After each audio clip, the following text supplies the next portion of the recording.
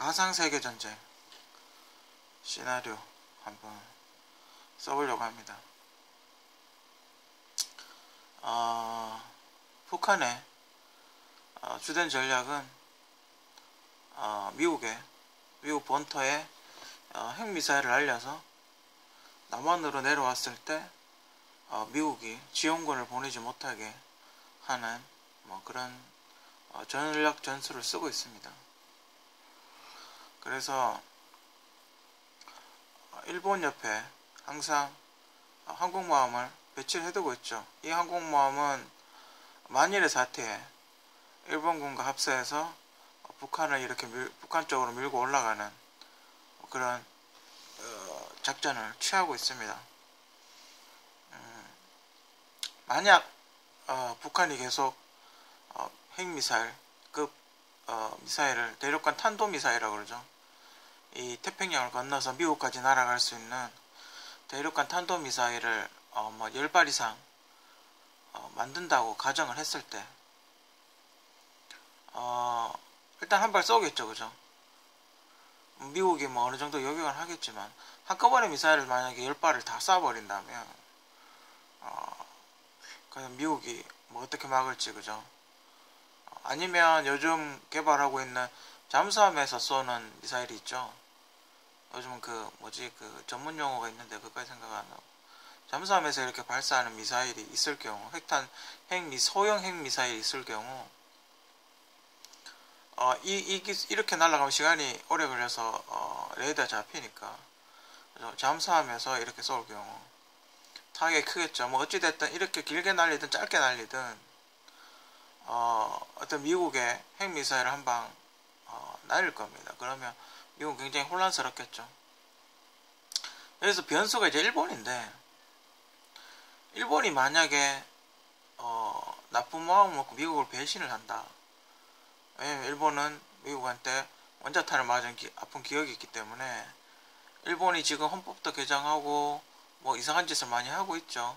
일본이 군사력을 키워서 자체 비행기도 만들죠. 이제는 자체 기술로 비행기도 만드니까 어떻게 해가지고 이렇게 들어왔다 했을 경우 한국은 그냥 둘 중에 하나입니다. 몰살이 되든지 일본하고 손을 잡고 위로 올라가든지.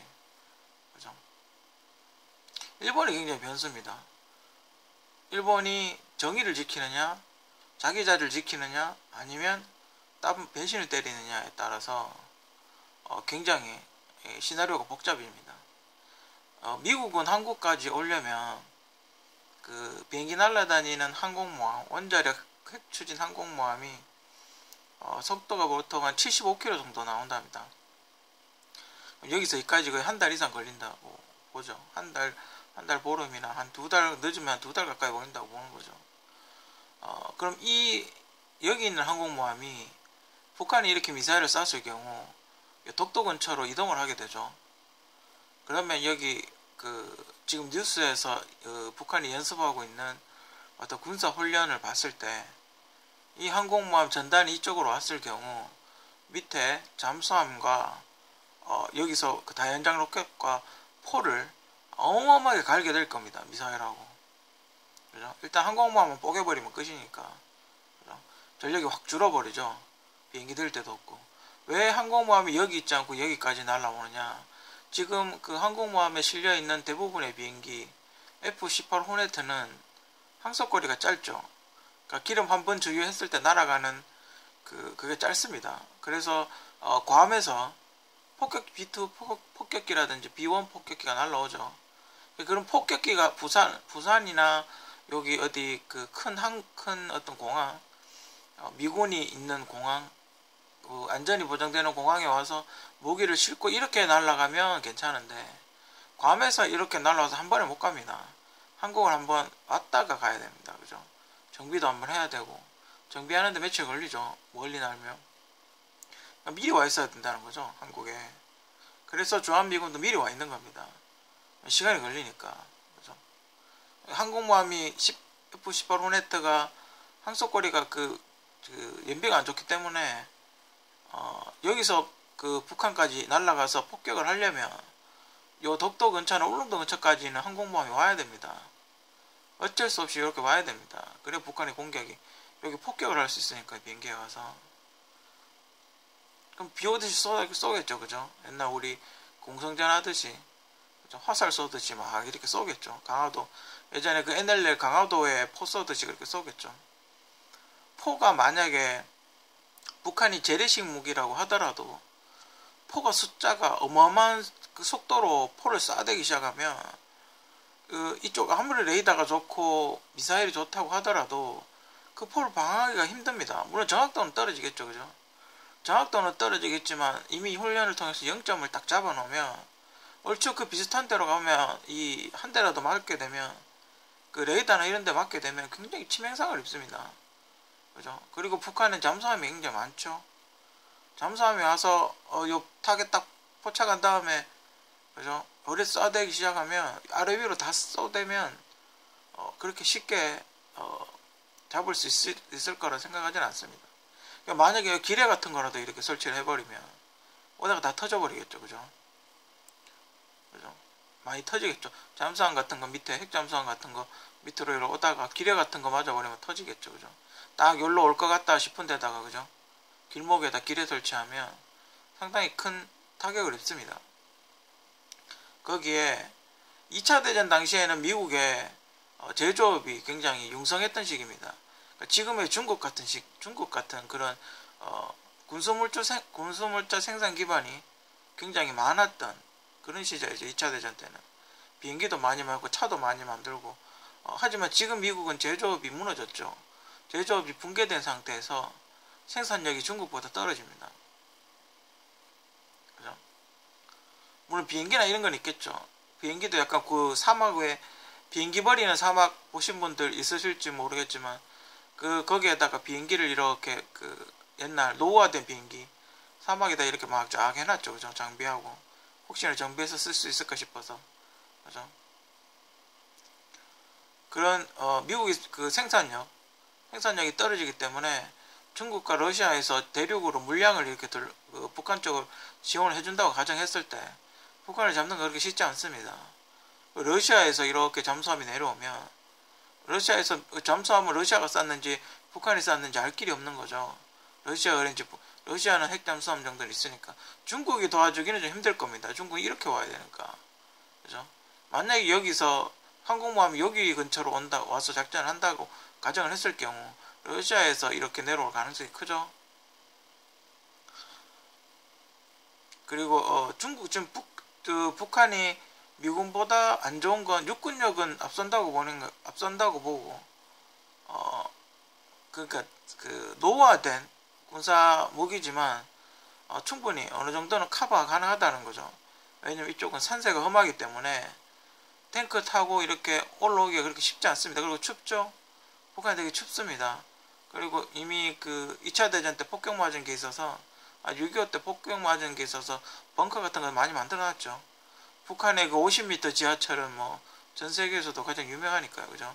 평양에 그런 게 시설이 있죠. 여기는 중국과 러시아의 지원이 있고 여기는 미국하고 일본이 변수죠. 그러니까 만약에 일본이 그 배신을 안 한다는 가정하에 일본이 도와서 이렇게 미군하고 합세를 해서 이렇게 올라가겠죠. 그죠? 근데 그것도 그렇게 우리나라한테 좋을 것 같지는 않습니다. 옛날 역사적으로 봤을 때 일본 군대가 한국을 진입한다는 건 그죠? 소름 끼치는 일이죠. 그죠? 아무리 미군과 함께 전투를 한다고 하더라도 우리에겐 그렇게 좋은 기억이 없기 때문에 안 좋죠. 어쨌든 그런 식으로 미국, 한국, 일본이 이렇게 해서 올라가게 돼 있습니다. 그죠? 지금 작전이 그렇죠.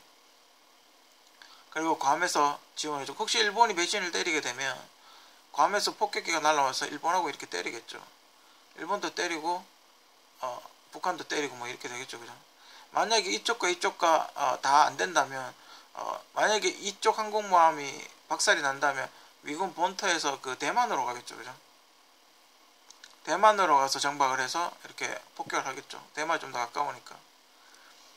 여러분들이 그 제트기 뭐 F-22 뭐 이런 거 물론 이게 성능은 좋습니다만 연비가 안 좋기 때문에 하늘을 이렇게 날면 이렇게 하늘을 이렇게 돌아다니는 시간이 1시간이 채 안 됩니다. 길어봐야 1시간입니다. 바람 타고 날아봐야. 그래서 공중급유기가 필요한 거죠. 그죠? 미국에서 만약에 F-22가 이렇게 지원을 왔다고 가정을 했을 때 F-22가 미국에서 한 번에 일본이나 한국을 못 옵니다. 기름이 떨어지기 때문에. 그죠? 그럼 공중급유기가 있어야 되겠죠. 그죠?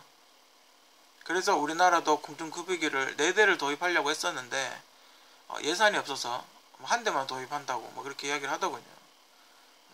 괌에서 오는 폭격기는 기름이 그러니까 넉넉하게 오는 말 그대로 폭격기죠. 기름을 많이 싣고 비행기 등치가 거의 뭐 여객 개 같은 그런 큰 폭격기이기 때문에 이렇게 한 번에 오죠. 얘는 기름 안 넣고. 근데 폭격하고 나서는 또 요 부산이나 어디 와서 기름을 넣어야 되겠죠. 그죠? 어쨌든 여기에서 미군이 북한을 이렇게 올라가려면 그냥 육지로 이렇게 상륙을 하려면 여기서 해병대들이 상륙을 하게 되면 많은 피해를 입게 되어 있습니다. 많은 피해, 이쪽으로 됐든 이쪽으로 됐든. 그죠? 미국이 항공모함을 보낼 때는 뭐 수많은 굉장히 많은 항공모함을 보유하고 있지만 기캐봐야 한 대 아니면 2대입니다. 그죠? 만약 이게 뽀개 졌다, 지금 일본에 있는 이 항공모함이 뽀개 졌다 그러면 다른 데에서 끌고 올 수 있는 항공모함이 한 대 아니면 2대입니다. 그죠? 미국은 전 세계를 커버를 하고 있죠. 전 세계에 항공모함을 배치하고 있기 때문에 여기 어디 있는 항공모함 이렇게 땡기려면 시간이 걸리죠. 그죠? 그럼 여긴 또 공백이 생기겠죠. 여기 공백이 올라오고 여기 한참 공백이 생겼죠. 그죠? 뭐 그런 걸 노리는 겁니다. 시간이 길다는 거죠. 배가 느리기 때문에 여기서 속전속결로 빨리 해결해버리면 벌써 먹고 없는 겁니다. 그죠?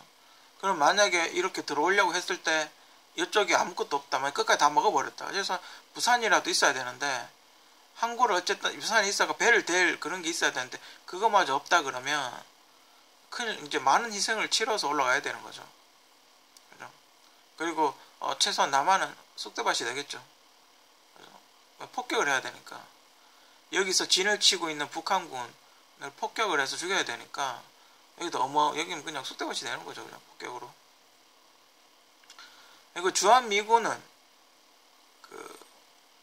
여기 주한미군은 뭐 우리나라를 방어하기 위해서 혹은 뭐 첨단 장비 때문에 조던하고 있는 것도 있지만 이 사람들이 하는 거는 이 중국이나 러시아나 북한에서 미국 쪽으로 핵미사일을 쏘는 걸 빠르게 탐지하기 위해서 있는 겁니다.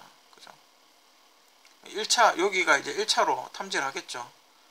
1차 징후 포착하고 여기 항공모함에서 2차 징후 포착하고 그리고 여기 어디 하와이나 미국 본토 오기 전에 이 넓은 태평양에서 미사일을 격추를 하겠죠. 그죠? 뭐 그런 작전입니다. 그렇게 하려다 보니까 사드가 필요하죠. 그지? 여기 어디 사드가 필요하죠. 빨리 이 날아가는 궤도를 개선을 해야 되기 때문에 사드가 필요한 거죠.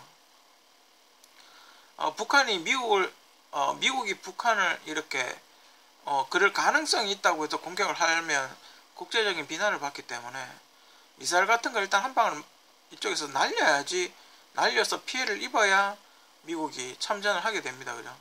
근데 그 한 방이 문제겠죠. 이 한 방이 미국 지역 어느 곳에 한 방이 아무 때라도 한 방이 떨어지게 되면 방사능 피해, 핵미사일이기 때문에 방사능 피해가 어마어마하겠죠. 그죠? 물론 미국이 보복을 하겠지만 미국이 보복한다는 게 그렇게 쉽지가 않습니다. 그죠? 만약에 최악의 경우 일본이 배반을 했을 경우 더 이제 최악으로 올라가겠죠. 그죠? 만약에 일본이 배반한다는 시나리오로 가버리면 만약에 항공모함을 일본군이 만약에 격파를 시키거나 점령을 해버리면 이런 굉장히 복잡해지죠. 그죠? 그래서인지 한국의 T-50 그 고등훈련기를 인도하고 합작해서, 여기 인도로 적지는 않았는데 인도하고 합작해서를 하죠. 그죠? 그럼 한국에 있는 비행기 생산 시설이 박살이 났을 경우 인도 회사에서 만들어서 이렇게 보내겠다는 거죠. 그죠?